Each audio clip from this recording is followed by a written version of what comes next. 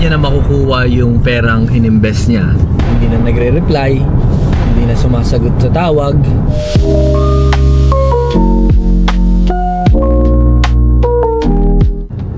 What's up guys? Welcome back to my vlog.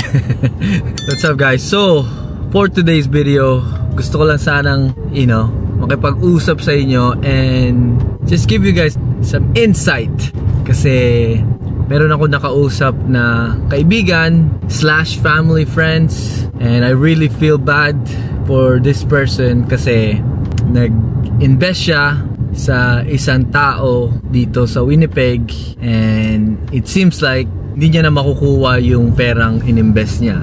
By the sounds of it, by his story, and by the investor's action na pinapakita niya dun sa kaibigan ko / family friends ko. So bakit ko gustong maging aware kayo? Kasi madami din nag-i-invest sa akin na mga, alam mo yon, yung taong pinaghirapan nila yung pera nila. They work 80 hours a week or 100 hours a week just to save money and just to put it on an investment. And ngayon, tinatry niyang kunin yung pera niya dun sa taong pinag-investan niya, and sabi niya hindi na nagre-reply, hindi na sumasagot sa tawag.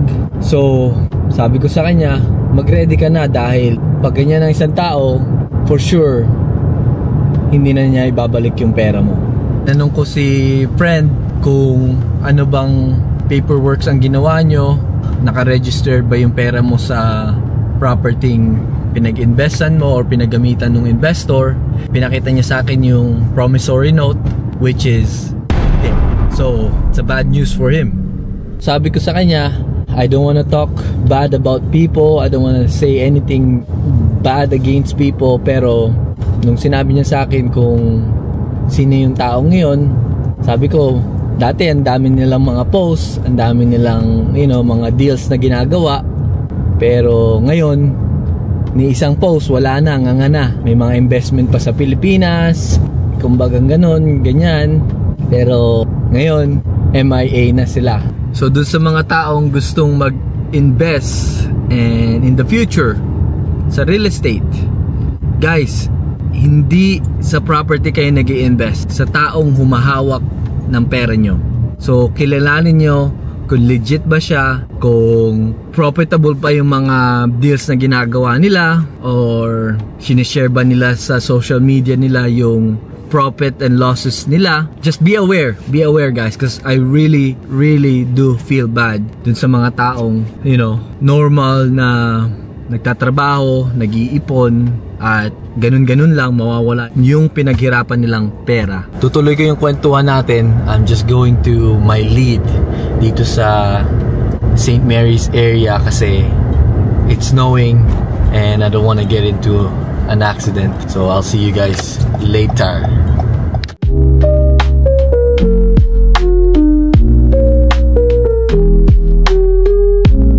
Just got back home and nakita ko yung property na tiningnan ko kanina. Not too bad, not too good, kasi sa likod nung property is a railway, and good sana yung lot nung property, kaso 50-footer lot siya, kaso nga naman walang backlane and railway yung likod. So I asked the city before going there and they said we cannot split the lot.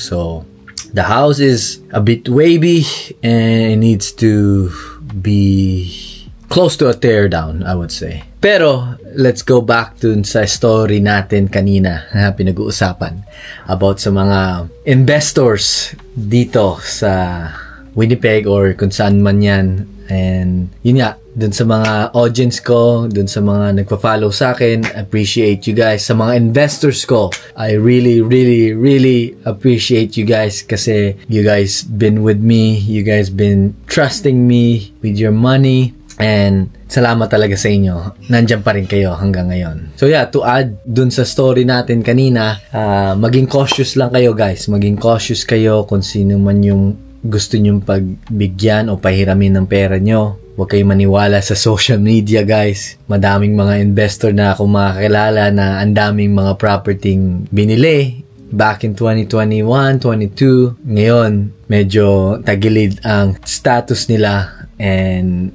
some of them are losing a lot of money. And I'm not here to talk bad about anybody. I'm just here to put awareness. Sabi ko nga kanina, awareness lang tong video na to. I'm not here to judge anybody. Be cautious. I hope dun sa kaibigan ko and / family friend na makuha niya yung pera niyang ininvest dun sa taong yon. Kasi pinaghirapan niya nga naman yung pera na yon. Hopefully, mahabol niya. And hopefully, hindi na dumating sa point na yon na kailangan nila ng lawyer para lang ibalik sa kanya yung pera niya. I think that's all I have to say, guys. Again, be cautious, do your due diligence, and I hope you guys like this video. If you haven't subscribed, please hit that subscribe button, and I'll see you guys on the next one. Peace!